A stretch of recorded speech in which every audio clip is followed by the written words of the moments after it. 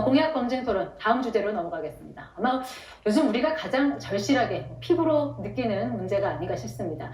기후 위기 대응 방안입니다. 날이 갈수록 폭염, 혹한 등 극한의 기후와 이로 인한 자연재해가 잇따르고 있습니다. 이런 위기 상황에 대처하기 위해 각 후보들 어떤 생각을 갖고 계신지 에너지 정책 포함해서 기후 위기 관련 공약 들어보겠습니다. 이번에는 이준석 후보부터 시간은 1분 30초입니다. 예, 카페에 가보면 종이 빨대가 있습니다. 실제로는 종이 빨대가 플라스틱 빨대보다 탄소 배출이 더 많고 인체에도 해롭다는 연구 결과도 있습니다. 그런데도 대통령의 고집으로 종이 빨대를 강제하더니 플라스틱 빨대 생산 기업은 피해를 입었습니다. 근데 정권이 바뀌니까 또 정책이 바뀌어가지고 이번에는 종이 빨대 생산업체들이 파산 위기에 몰렸습니다. 2002년 천성산 도롱뇽 사건 기억하실 겁니다. 터널이 생기면 도롱뇽이 피해를 입는다면서 어느 스님이 단식 농성을 하시는 바람에 시공업체는 140억 가까운 피해를 봤습니다.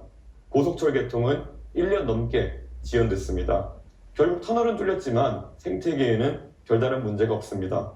환경과 기후 대응은 매우 중요합니다. 하지만 과학적 근거가 부족한 환경 PC주의는 국가 정책을 왜곡하고 국민에게 피해를 줍니다. 대통령이 재난 영화 한 편 보고 감동해서 시작한 탈원전 정책은 전국의 농지와 임야를 태양광 패널로 바꿔놓고 운동권 마피아들이 태양광 보조금 받아 흥청망청하다가 결국 사법 처리를 받기도 했습니다. 이준석 정부는 다시 시작하겠습니다. 비과학적 환경주의가 아니라 과학과 상식 그리고 국제적 기준에 입각한 합리적 기후정책을 마련하겠습니다. 정치는 감정이 아니라 이성의 바탕을 둬야 합니다. 네, 다음은 이재명 후보 공약 발표 시작하시죠. 네, 전 세계가 기후 위기로 곤욕을 치르고 있습니다. 전 세계의 전체적인 에너지의 흐름은 이제 화석연료에서 재생에너지로 넘어가고 있습니다. 우리나라도 재생에너지 산업으로 전환을 해야 됩니다. 그런데 이 집권 정부가 이 재생에너지 산업을 탄압하는 바람에 사실 우리나라의 재생에너지 산업은 매우 위축됐습니다. 전 세계가 대체적으로 30%에서 60, 70%씩 재생에너지 비율을 가지고 있는데 우리는 여전히 9%대에 머물고 있습니다. R200, 그러니까 재생에너지로 생산한 제품만 산다. 아까 국제표준이 되고 있는데 어쩌자는 건지 알 수가 없습니다. 탄소 국경세, 화석연료로 생산한 제품, 거기는 부가금을 부과한다. 앞으로 수출을 어떻게 하겠습니까? 그래서 대한민국의 산업정책도 재생에너지 산업으로 대대적으로 신속하게 전환해야 됩니다. 그리고 거기에 우리의 길이 있습니다. 서남해안 중심으로 또는 소멸의 위기를 겪는 농어촌 중심으로 재생에너지, 즉 태양광, 풍력 발전들을 대대적으로 해야 됩니다. 전남 일대에 지금 재생에너지가 송전망이 부족해서 추가 발전 허가가 나지 않습니다. 신속하게 송전망을 건설해야 됩니다. 해당 지역에 데이터 센터 같은 에너지를 많이 사용하는 그런 기업들을 유치하고 재생에너지 중심의 산단, 즉 R200 산단을 만들어야 됩니다. 그래야 우리가 새로 살 길이 생긴다. 새로운 기회다. 이런 말씀드립니다.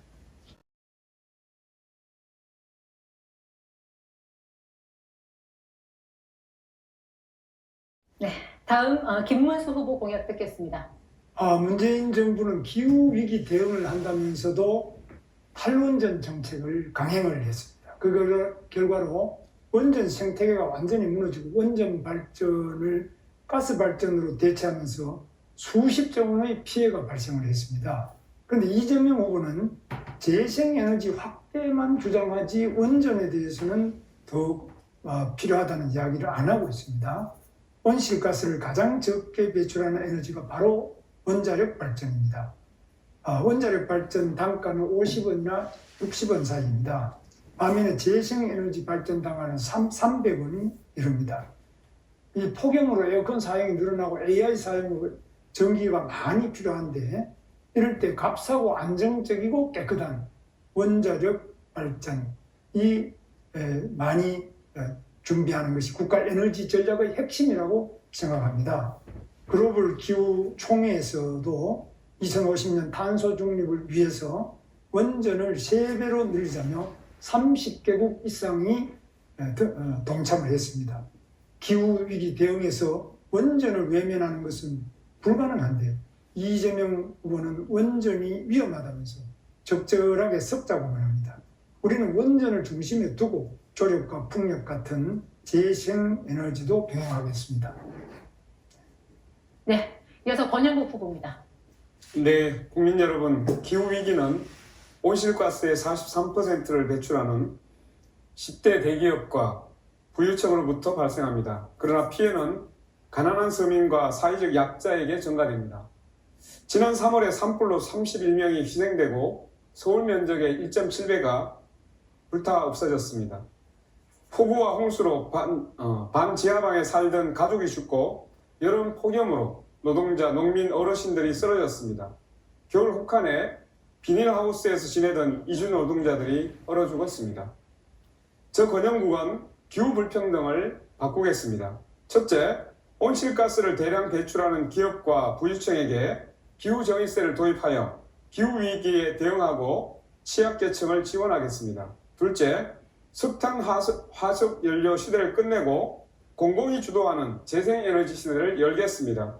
정의로운 전환법을 도입하여 노동자들의 일자리와 지역 주민의 삶을 지키겠습니다. 셋째, 부총리급의 기후에너지부를 신설하겠습니다. 넷째, 핵발전소 없는 대한민국을 만들어가겠습니다. 다섯째, 국가가 에너지전환을 주도해야 합니다. 한국산업은행이 녹색투자은행의 역할을 하도록 하겠습니다. 달성하기 쉽지 않다는 것을 잘 압니다.